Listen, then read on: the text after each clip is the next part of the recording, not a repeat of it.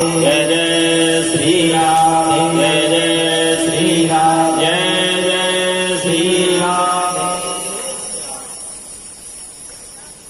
परम मंगलमय परात्परकलेश्वर राधारमण बाधा हंसदाधा निर्वकल्प निरीय ब्रजवल्लभ गोपीवल्लभ राधावल्लभ अकारुण करुणावरुणालय भक्तवांछा कल्पतरु तड़िद्दक विनंदक पीताम्रधारी श्री कृष्ण की वांग्मय कृतमूर्ति श्रीमद्भागवत महापुराण, जिसके पठन पाठन निध्यासन से जन समूह का कल्याण होता है। समुपस्थित संत महानुभावा भगवतजन एवं श्रद्धा स्वरूपा देवियों, कल आपने बड़ी सुंदर प्रहलाद जी महाराज की कथा तक सुना। प्रहलाद जी महाराज ने भगवान की बड़ी सुंदर भक्ति की। भक्त के लिए भगवान नरसिंह रूप धारण करके आए और दुष्ट हिरण्यकश्यप का संहार कर दिया। सप्तम स्कंद तक की कथा को आपने सुना। अब यहां से अष्टम स्कंद प्रारंभ होता है। परीक्षित जी महाराज कहते हैं, स्वयं भुवस्येह गुरु वंशोऽहं विस्ताराच्छ्रुतः यत्र विश्वस्रजां सर्वो मनूनन्यान् वदस्व नः। परीक्षित जी महाराज ने कहा, गुरुदेव आपने बड़ी सुंदर मनुवंश की कथा को वर्णन किया। बड़े भाव से आपने मनुवंश का विस्तार से वर्णन किया। आगे कौन कौन से मनु हुए, क्या उसमें भी भगवान ने कोई भक्तों पर कृपा की है क्या?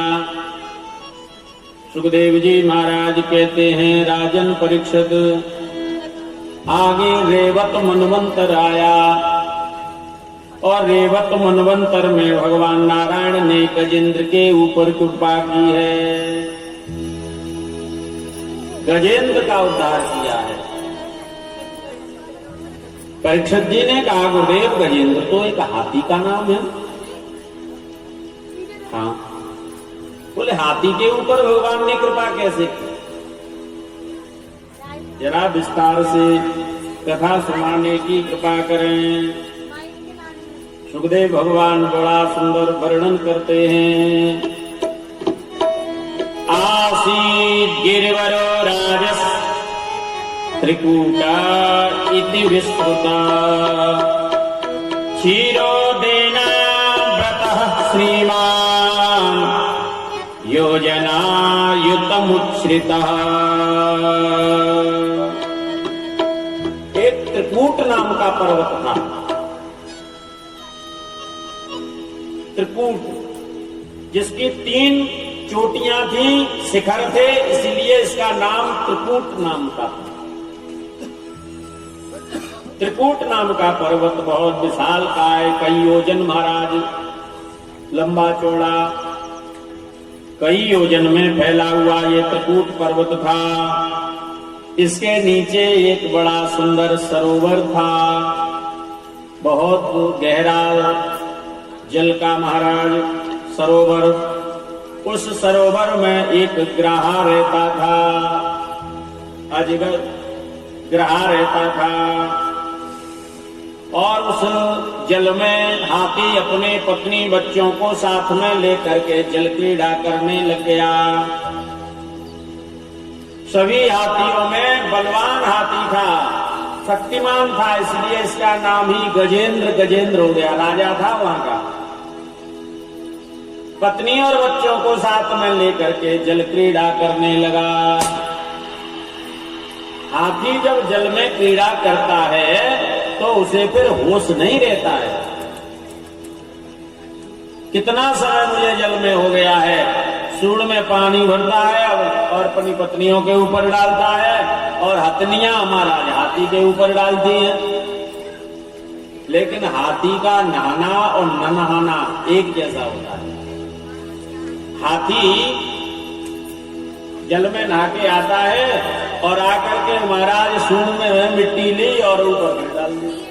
ये हाथी का स्नान है। जल में स्नान करके आता है और सूंड में से मिट्टी लेकर के और फिर ऊपर जल शरीर पर डाल लेता है और फिर सरोवर में घुस जाता है। क्रीड़ा करते करते करते करते इसको बहुत देर हो गई। जल हिला, उसमें ग्रह रहता था, दौड़ करके आया और उसने गजेंद्र का पैर पकड़ लिया। जो ही गजेंद्र का पैर पकड़ा सोई गजेंद्र छटपटाने लगा। बचाओ बचाओ बचाओ। पत्नियों ने सुना, बच्चों ने सुना, दौड़ करके हाथी को बचाने के लिए आते हैं। सूंड में सूंड मिला करके खींचते हैं, लेकिन हाथी को बाहर खींच नहीं पाए। क्यों? क्योंकि ग्रह जो था वो बहुत बलवान था, शक्तिमान था। उसने पूरी शक्ति का प्रयोग करके उस गजेंद्र को अंदर जल में खींचते हुए ले जा रहा है। हाथी ने पूरा प्रयास कर लिया, पत्नियों ने कर लिया, बच्चों ने कर लिया, लेकिन उस हाथी को बाहर निकाल नहीं पाए। अंदर जल, गहरे जल में वो ग्रह खींचता हुआ ले जा रहा है। क्यों? क्योंकि ग्रह जल का जीव है, हाथी थल का जीव है। थल का जीव थल पर शक्तिमान होता है और जल का जीव जल में अधिक शक्तिमान होता है। ग्रह जल का जीव है, जल में अधिक शक्ति होने के कारण उस हाथी को अंदर जल में खींचता हुआ ले जा रहा है महाराज गहरे जल में। धीरे धीरे धीरे धीरे हाथी डूबता हुआ जा रहा है। केवल जो भर सूंड ऊपर रह गई। उसी समय भगवान की याद आ गई। नमो भगवते तस्मै यत एतच्चिदात्मकम् पुरुषाय दिव्याय परेशाय विधीमहि। गजेंद्र भगवान को महाराज गुहार लगाने लगा, परमात्मा के लिए प्रार्थना करने लगा। नमो नमस्ते खिलकारणाय निष्कारणाय अद्भुत कारणाय सर्वानुमामणाय महार्णवाय नमो पवर्गाय परायणाय। गजेंद्र भगवान नारायण की स्तुति करता है। हे जगत के नियंता परमात्मा, हे नारायण, हे कृष्ण, हे वासुदेव, हे नंदनंदन, जल्दी से जल्दी आकर के मेरी रक्षा करो, रक्षा करो, त्राहिमाम त्राहिमाम। जो ही गजेंद्र ने भगवान के लिए गुहार लगाई, भगवान के लिए ध्यान किया, श्रीमन नारायण वैकुंठ से रक्षा करने के लिए सुदर्शन चक्र लेकर के दौड़ रहे हैं। भक्त की आवाज सुन करके, भक्त की गुहार सुन करके इतने वेग से भगवान नारायण आए हैं, इतने वेग से आए हैं कि लक्ष्मी ने पूछा स्वामी कहाँ जा रहे हो? तो नारायण बता रहे हैं कि हाथी को बचाने जा रहा हूँ। तो हाँ शब्द लक्ष्मी ने सुना है और थी शब्द आकर के हाथी ने भी सुना है। इतने वेग से भगवान आए हैं। चरण कड़ामू महाराज छोड़ आए, पीताम्बर गिर गया, होश नहीं है, दौड़ करके जाकर के सुदर्शन चक्र छोड़ दिया, खर कर करता हुआ गया, ग्राहकी गोविंदाय नमो नमः हो गई।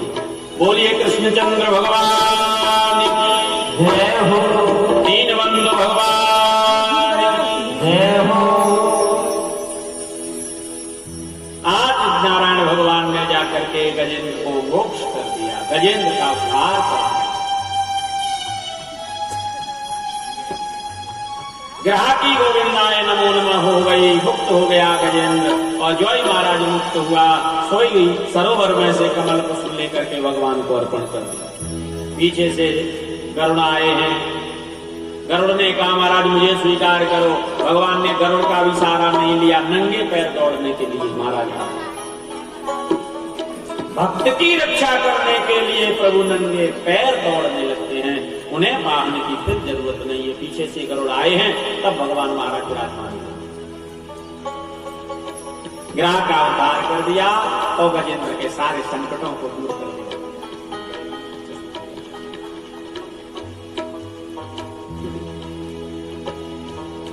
परीक्षित जी महाराज ने कहा, गुरुदेव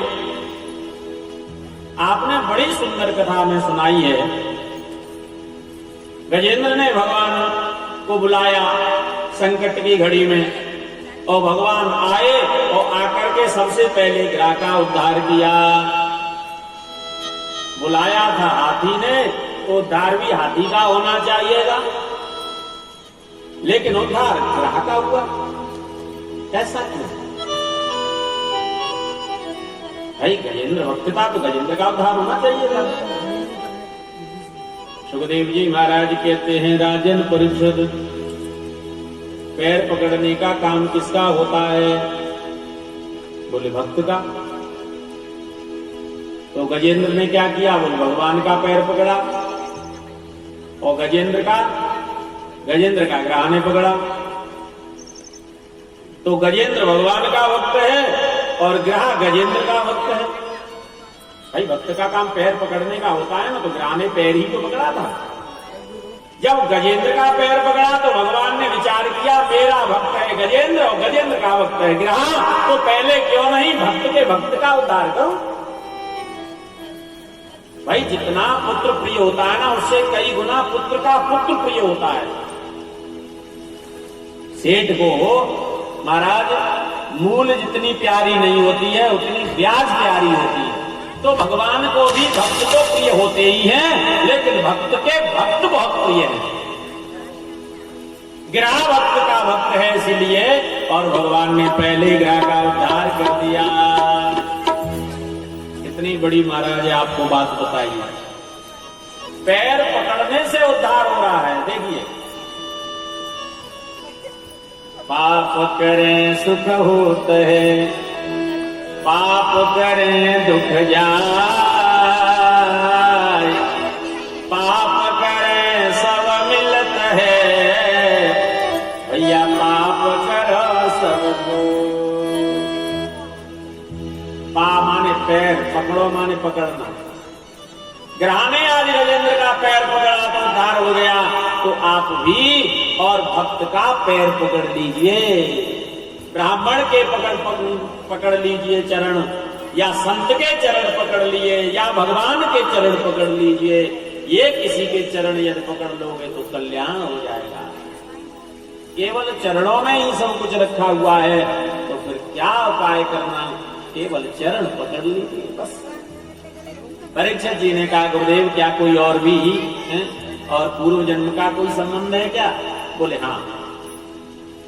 ग्रह जो है ये हुहू नाम का गंधर्व था। हुहू नाम का, देवताओं में दो गंधर्व थे, एक हुहू एक हाहा। ये देवताओं को हंसाने का काम करते थे। एक दिन का जिक्र, देवल ऋषि सरोवर में स्नान कर रहे थे, और स्नान करते समय इस गंधर्व ने अंदर ही अंदर जल में जाकर के चरण पकड़ लिए। जब चरण पकड़ लिए तो देवल ऋषि छटपटा गए, विचार किया किसी ग्रह ने पकड़ लिया है।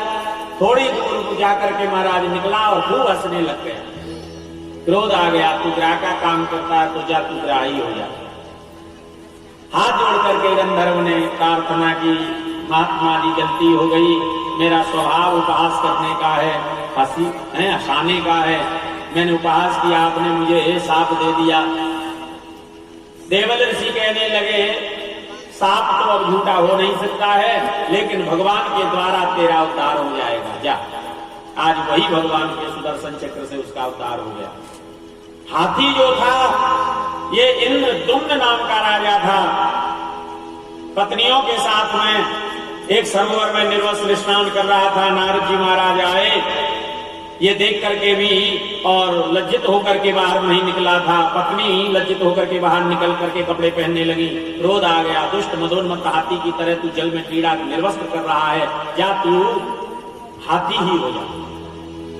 हाथ जोड़ करके प्रार्थना करने लगा देवर्षि, गलती हो गई, बोले कुछ नहीं अब तू हाथी तो होगा, लेकिन अंतिम में भगवान की याद तुझे आ जाएगी और भगवान के द्वारा तेरा उद्धार हो जाएगा। आज वही अंतिम में भगवान की याद आई और भगवान के द्वारा इसका उद्धार हो गया। ये जो प्रसंग है ये आध्यात्मिक प्रसंग है। ये संसार जो है ना यही सरोवर है महाराज, और इस संसार में जीवात्मा निवास करता है एक मदोन्मत्त हाथी की तरह, पत्नी के साथ, बच्चों के साथ, परिवार के साथ, अहंकार के साथ क्रीड़ा करता रहता है, लेकिन और बुढ़ापा रूपी ग्रह पकड़ता है तो ये झटपटाता है, पत्नी को बुलाता है, बच्चे को बुलाता है, परिवार वालों को रोता है, लेकिन कोई साथ नहीं देता है। जब व्यक्ति मरता है ना तो केवल और केवल वही मरता है, वही जाता है, बाकी सब खड़े होकर के तमाशा देखते हैं, जैसे हाथी को डूबते हुए का तमाशा देख रहे थे। झटपटाता है तब। जैसे गजेंद्र को भगवान की याद आ गई, अंतिम में यदि परमात्मा की याद आ जाए तब तो महाराज उद्धार हो जाता है। ये ग्रहारूपी जो बुढ़ापा है वो छोड़ देता है और भगवान का धाम प्राप्त हो जाता है। और यदि अंतिम में भगवान याद नहीं आए तो महाराज नरक में जाता है और बार बार इसको जन्म लेना पड़ता है। पुनर्प जननम पुनर्प मरणम पुनर्प जननी जठरे सैन। इसलिए इस कथा के माध्यम से हमको शिक्षा मिलती है कि भगवान का ध्यान चिंतन करिए। बोलिए भागवत भगवान की जय हो।